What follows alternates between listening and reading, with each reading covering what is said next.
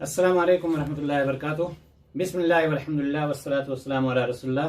मज़हब इस्लाम अपने मानने वालों को उम्दा अखलाक और किरदार अपनाने का हुक्म देता है और बुरे सिफात से रोकता है।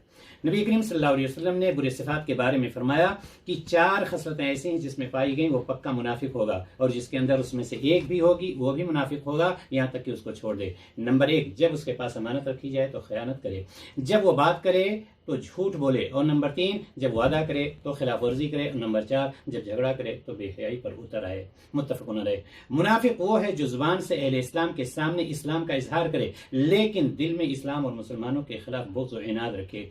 ये निफाक कुफ्र बल्कि कुफ्र से भी बढ़कर है। कुरान ने कहा मुनाफिकीन जहन्नम के सबसे निचले दर्जे में होंगे। और एक रवायत में यह है कि अगरचे वो रोज़ा रखे या नमाज पढ़े और अपने आप को मुसलमान कहे फिर भी वो मुनाफिक है। अल्लाह ताला हम सबको इस बुरे सिफात से महफूज रखे।